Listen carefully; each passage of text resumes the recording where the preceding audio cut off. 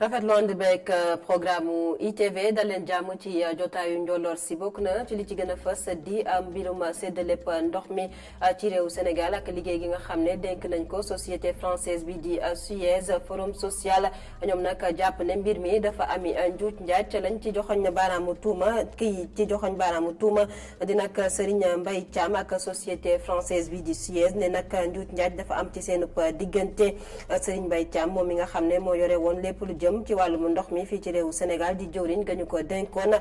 ci kàdduk Mignane Diouf forum social jot naa kalaame ci kanamu yoon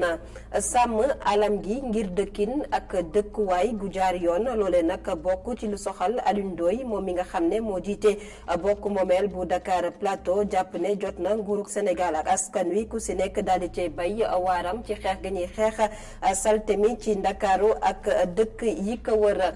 ponk gu mujj gi daan ci ànd ak Ibrahima Camara mu jàngatal ñu tey li yéene kaay yi xëy fësal yemoo ka àllarba juróom-benni fan ci weeru novembre atum 2019 mbokk yi bisimila ci jotaayu njolloor si.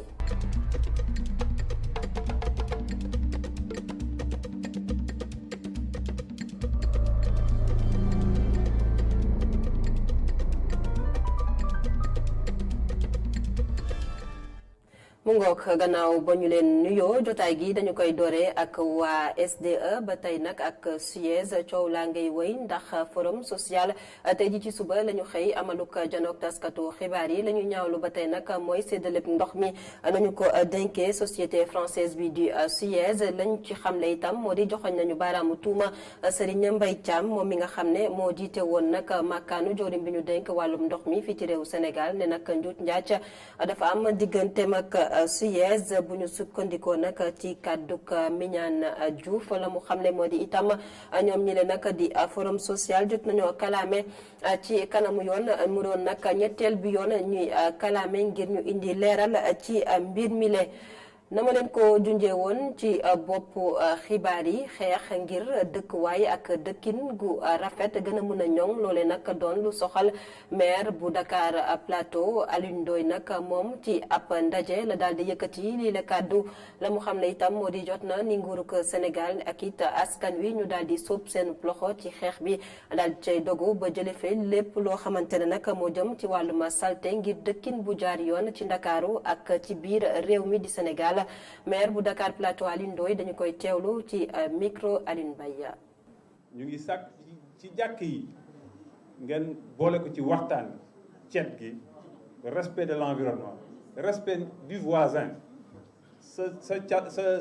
sa mbalit du caagi ni génn nga ko sa kër ni set nga parce que boo ko tegalee sa voisin amaana yaa ngi koy tooñ àq fekk na la ci kon ñu ngi leen di ñaan ci loolu vraiment ma daaneel foofu di leen gërëm di wax ni man de lii yaakaar bu rëy laa ci am di ci sant sama conseil municipal ni ñoom ñëpp ko voté conseil bi yëpp ko voté benn abstention moo ci am un conseil aussi large ñoom ñëpp ko parce que donc yitte la ci ñoom le cadre de vie l'encombrement du plateau cet plateau et cetera yitte la ci ñoom. woote boobu maire bu Dakar Plateau woote Alioune Ndoye jëm ci wàllum setal Ndakaaru ak li ko wër loolee nag boot ñi nga xam ne nag ñoo di ay kuréel nekk fii ci Ndakaaru nag ñoom dégg nañ ko bu baax ndax ñoom itam lëkkali nañu seenu doole wala bokk ñu ngi ci mbébét bi ngir xeex lépp lu jëm ci wàllum salte fii ci Ndakaaru kenn ci ñoom lañ ci teewlu muy wuyoo ci turu Mansour Samb. il faut ñu jël ay kuréel yu mel ni ay association ay association des imams association des ambulants association des quartiers association nawetaan association église yëpp ñu former ay OCB mooy organisation communautaire de base pour que ñu xam ne mbir mi seen mbir la ñu xam ne ki ministre bi ñëw ñoom ñoo yebal ki ko yónni ministre bi ñëw population moo fal président bi ko yónni donc population bi moom mooy ne comme man maa yónni président ba mu andi kii ci man donc ministre boobu ak maire bi war nañ gën a am considération ci population bi xam nga tey signé nañ convention bi mais quel est le contenu de la convention il faut que ñu xam lan la ñu tënk ak yan moyens la ñu mettre à leur disposition ak lan la ñu xaar ci population bi aussi itam ak lan la population bi di xaar ci autorités yi parce que population yi am na loo xam ne daf leen mettre ci autorités yi mais est-ce que autorités yi may nañ leen ay plateforme yoo xam ne ñoom nañ leen wax lu leen metti ak lu leen mettiwul. ñu desandi ci wàllum dëkkin beek dëkkuwaay yi ak xeex ga ñuy xeex waame beek mbënd mi kon réewu Sénégal gannaaw ba ñu ko tàmbali ci atum 2012 ba ndege ni si ay jéego yu am solo daal nañ koy amal ci bile xeex loole nag di kàddu ko Omar Gueye di jëwriñ mi nga xam ne moom la ñu dénk wàllum collectivité territoriale Omar Gueye yëkkati yële kàddu gannaaw ndaje boo xamante ne dañoo doon xayma ci liggéey bi nga xam ne amal nañ ko ci xeex ga ñuy xeex mbënd meek waame bi la mu xam ne nag moo di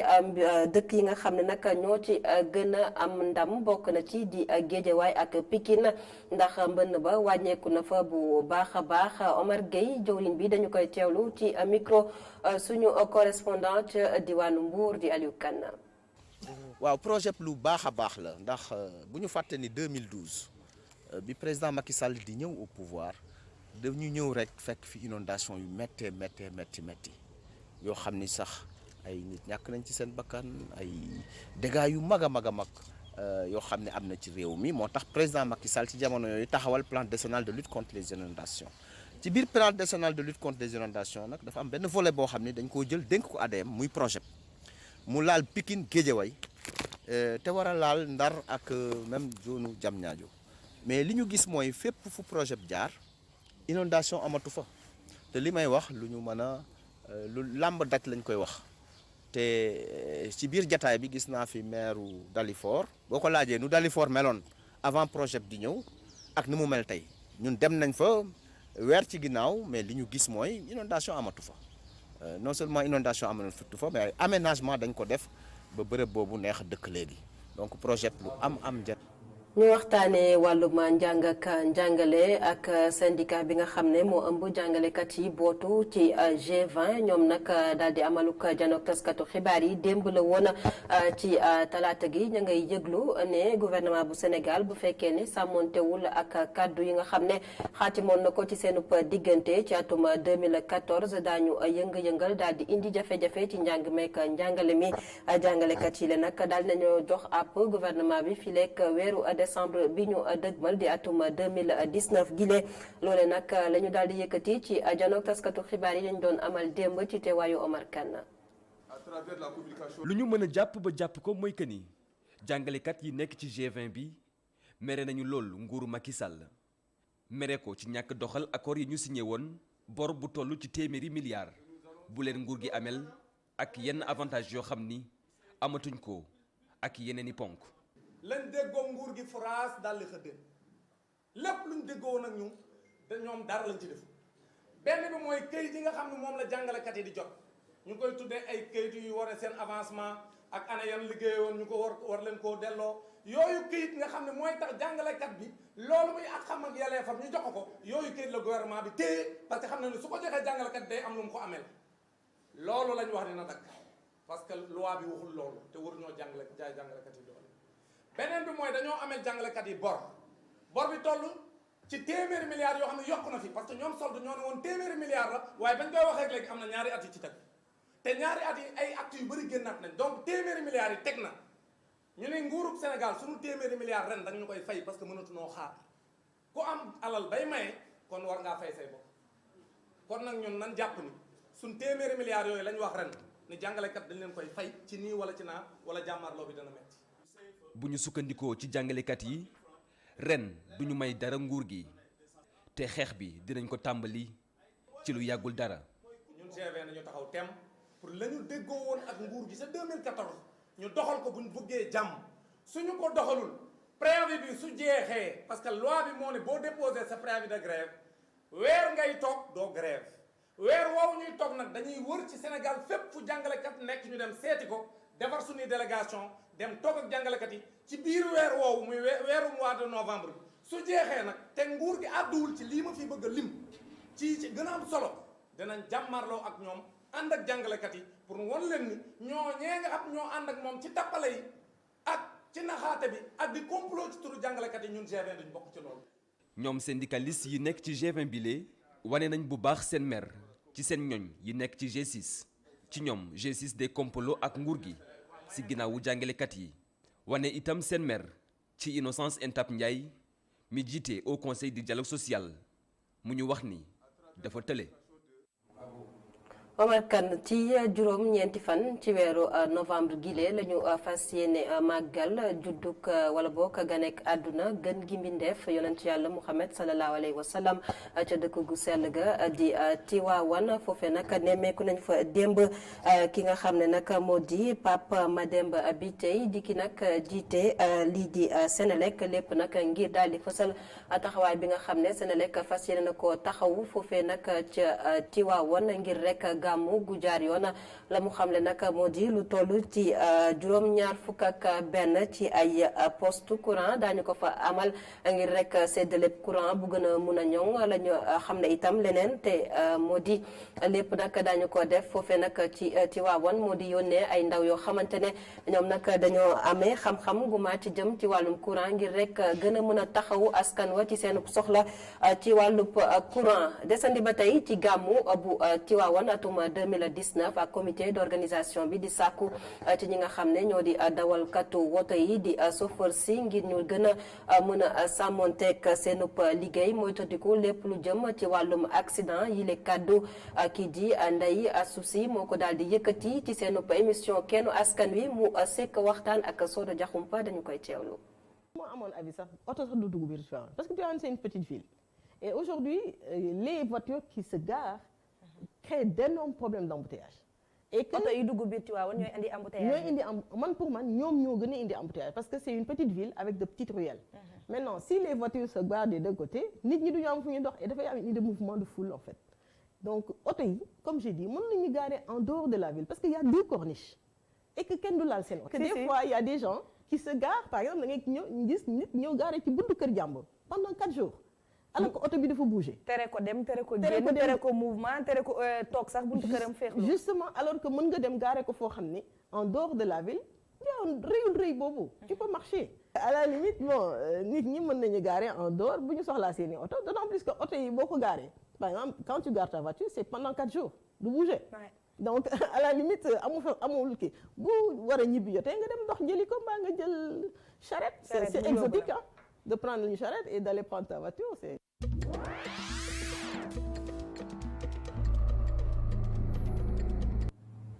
ñaareelu pàcc jotaay gi xibaar yi biti réew lañu koy dooree fu sorewul dara réewu Sénégal di Gambie ak lakk gi nga xam ne jot na faa am ayu bés yi ñu génn bi la lakk nag am ci ab zone industrielle yóbbaale nag ay koppar yu bëri naam ne sax amul bakkenu doomi aadama bu rot ci lakk gu metti gile ca diwaanu Gambie Banjul rawatina lañu fay dem fekk fa suñu ndaw ba fa di Amadou Bari. wéetaay la ñu nemmeeku ci zone industrielle Kanifing nekkoon bërëb bu xumb laata jéje bi am ci ay bis ci ginnaaw waa ji tollu ci fanweer at moo yoroon ab garage bu nekk ci wetu dépôt gaz fu lakk-lakk bi bàyyeekoo mu nekk ci choc oto yu nekk ci garage am yépp lakk waaye mënagul xam perte yi nu mu tollu. amanguma jot pour def loolu waaye xam naa ne moom 91 moto yu fi lakka yépp moto bu si gën a tuuti ba tuuti mu ngi jar ay 300,000. voilà yeneen ñu fi sax nekkuñ seconde hand yeneen ñu fi US la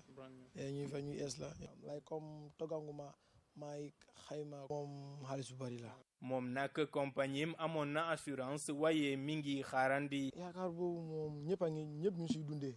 mooy ñun mooy borom moto yi mooy ñeneen ñu bari. fu ne ni ñu ngi dundee comme ne ku si am sa insurance yaakaar nga ne boo amutee yëpp insurance compagnie bi tam dina la mun a xool moom tamit lu mu laa jàppale cause yaaxu bu nekk fii yëpp fekkee ne léegi 50 moto yoo xam ne ñoo bokk benn insurance te insurance moto yoonu yëpp ñu nekk ay moto yu cher te benn insurance compagnie la gaay bokka loolu moom dina jafe trop. waa ji itam dafa ñàkk otom ci incendie bi mi ngi am yaakaar compagnie d'assurance bi jokko ndàmpaay. am naa si yaakaar daal because dama ko insurance to be honest and it's already recorded there even West African insurance bi yëpp fay naa ko for the whole year dama ko dee fay man moto bu ma amee dama ko dee fay so maybe maa ngi expect dara si ñoom. ginnaaw jéyi bi am ñuy profito ngir ñëw sàcc ci guddi mu nekk lu metti ci ñoom tax rek ñu gën a bàyyi xel. maa nga doomi aadama yi ñeneen ñi yaaxu bi leen dee ut yoon pour def lu bon guddi suma waj maam bi daf de sonn fii trop dafa am ñu dee ñëw guddi di sàcc ay bagages waaw comme aluminium yi nii gars yi dee ñëw di ko sàcc xam nga fii di ko jaay si feeraay yi. ci lakk-lakk bi mu amaale ay substances chimiques yu ñu nemmeeku ci bërëb bi liggéeykat yi ñu bari xamuñ ko waaye mën na gàllankoor seen wérgu yaram agent ministère de l'environnement bi dafa ñëw jël ay prélèvement léegi maa ngi dugg fale ci biir fekk ñoo xam ne ñii ñu ngi buub di def ci saaku soluñ glove amewuñ masque te mu ngi saxaar sax teg ci soo nit ñi ñoo war a bàyyi seen xel ñu ci seen attitude waaw pour ñu am di fagandekoo suñ boppa dimbale suñ boppa ñun suñ boppa liggéeykat yi di xamle ne su dee sax am nañu assurance amuñu yaakaar jotaat ci lépp lu ñu ñàkk waaye ñoo ngi xaarandi l'enquête bi wone li waral lakk-lakk bi am. jërëjëf Amadou Bari ca réewu Gambie ca foofee nag la ñu jaar dem ca république démocratique bu Congo ca penkuk réew ma lu toll nag ci fukki civil lañu fa daal di faat ñu njort ne ñi leen faat nag ñu ngi bàyyeekoo ca réewu Uganda nag di ay woy fippu naan nag jamono joo xam ne ñu ngay fexe jàmm dellusiwaat foofee nag ca république démocratique bu Congo ñoom ñi la nag ñu fare nag fi nga xam ne moo di bët gànnaaru Beni ci jamono joo xam ne itam conseil de sécurité bu mbootaayu xeet yi di ONU moom nag fas yéene na yokk li nga xam ne moo di mandat ndaw yi nga xam ne ñoom la fa yóndi woon ngir jàmm delluwaat foofee ci république démocratique bu Congo di waa MONUSCO.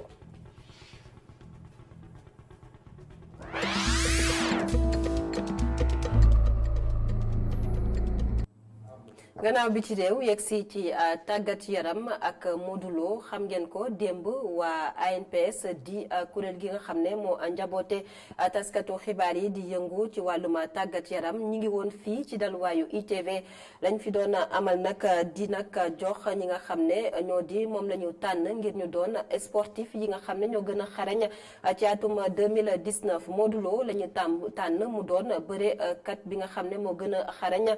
ci wàllum bëre dóor mu daal di wuyoo turam di xarañ loo gannaaw gi nag Modou Lo daal di nay dalal équipe bu ITV daal di yëkkati kàddu yi nga xam ne moom la am gannaaw ba ñu ko tànnee ci ay moromam Modou Lo nag xam ne du loo xamante ne bett na ko rawatina ci atum 2019 bi nga xam ne jot naa wone boppam moom Modou Lo dañu koy teewlu ci micro El Hadji Ngagne Diagne ak Malick Thiandouma. di sant yàlla d'abord rek xam ma am ci contentement bu baax a baax.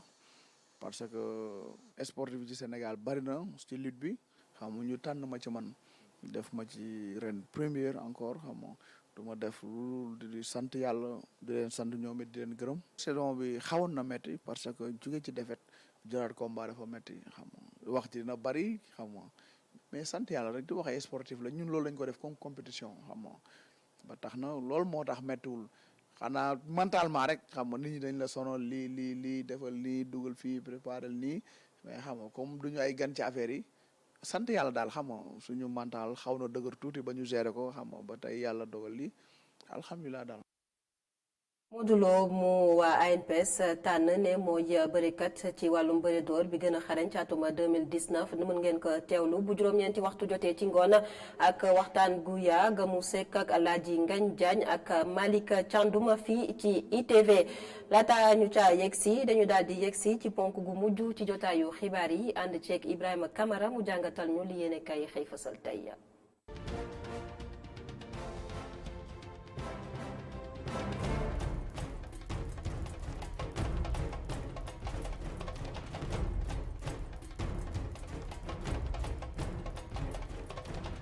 mbokk yi dal leen ak jàmm ci li yéen kay xëy tey la tribune xëy si xëtam bu njëkk ci mbirum Petrotim Abdoul Mbaye ak Birahim Seck ñoom juge d'instruction bi déglu na leen démb si li jëm si mbirum juróom benn milliards yi ñuy jim ñu doon jëfandikoo pétrole réew mi muy Aliou Sall ak kër liggéeykaay bi di Petrotim Birahim Seck ak Abdoul Mbaye ci biir enquête di xamle ni ñoom noppi nañu li des kay mooy yoon def liggéeyam ci mbirum Petrotim Sud Quotidien moom itam di ci dellusiwaat si xëtam bu njëkk di àddunaan tàmbale nañu déglu ñi am lu ñuy leeral ci mbirum gaz gaz mbaa pétrole bi ñeel Petro-Tim ak Aliou Sall moom Birahim Seck ak Abdoul Mbaye ñoo ay woon démb baleen àttekat wi déglu ba noppi nag xamle nañu ni lépp yemb na li des kay mooy yoon def liggéeyam keneen ku war a def liggéeyam si wàllu pétrole bi ba tey mooy nguur gi ñu mën ko yër ci yéenekaay bi di Le Soleil ndaxte bloc yu toll ci fukki teenu pétrole ak ñaar la nguur gi nar a joxe ñuy càmbar di xool nag ana kan lañ ko war a jox jëwriñ bi ñu dénk wàllu pétrole bi bëgg lépp leer tegu it ci yoon ba réew mi mën cee jariñoo ñeneen ñu am liggéey bu bare bare bu leen di xaar mooy takk der yu yor kaaraange mim réew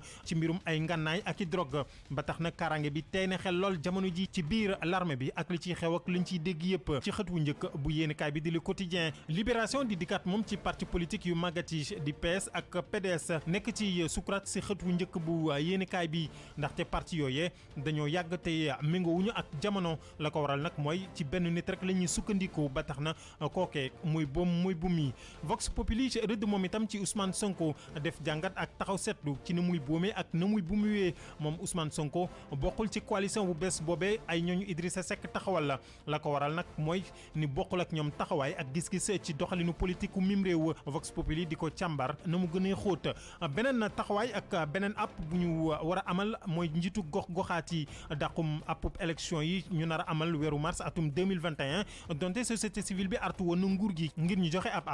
app bangok Les Échos di si dikk si xëtam bu njëkk moom itam ni kujje politique bi lànk nañu ba tëdd sa naaj wa mu weeru mars atum 2021 doyu leen benn yoon journal bi di enquête moom itam di ci dikk ak kadduk dilatoire naan nguur gi daal dafa bëgg a guddal jëli ji maanaam di dàq ki dàqaat tànnum njiitu gox-goxaat yi laas moom itam xëy si xëtam bu njëkk si ab sàcc bu toll ci million ak téeméeri junni ak i takkaay yu toll ci 20 millions ak juróom ci suñuy koppar càcc boobee mu ngi amoon ca marché Ocass ba ci ku ndar kàmb la ay caay-caay dugg ci marché boobee ci mbaarub benn tëgg daal di sàcc alal ju toll noonee Vox Populi di ñu xamle ni foofee ab tëgg la ñu fa braqué ay fetal la ñu ko génne la daal di koy xocc jël alalam jooje yëpp daal di sey ak moom l'enquête itam yër sàcc boobee sa marché Ocass nu mu demee ak koppar bu takku ba ñu fa xëyma toll ci 20 millions ak ñaar ci biir l'enquête pexe yi saay-saay yooyu lal baraxas bijouterie boobee ay pexe ci boppam la CNRAL di kuréel bi sàmm doxalinu rajo yi ak télé yi bëgg a jël ñeel wàllum xeesal la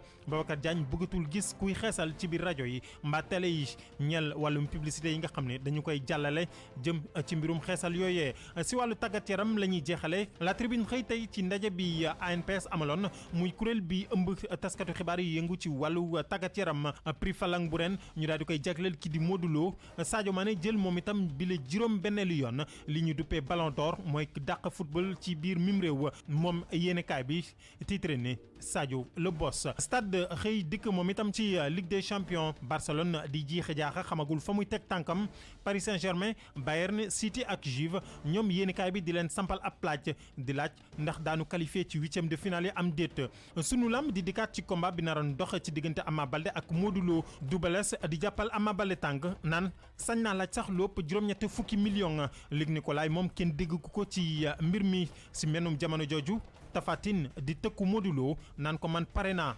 kookit naan ko man itam noppi naa naka la Tapha Tine di laajte Luc Nicolaï ba muy gestu gisatu ko ñuy laaj ana fan la promoteur bi jaar ngir xam ban ci ñaari combat yooyee mooy yemb. Ibrahima Camara jaajëf yéen tam mbokk yi doon seetaan xibaar yi ci ITV jotaay gi fi la ñu koy yëkkatee xibaar yi di woyandi ci www.emedia.sn jaa ngeen jëf.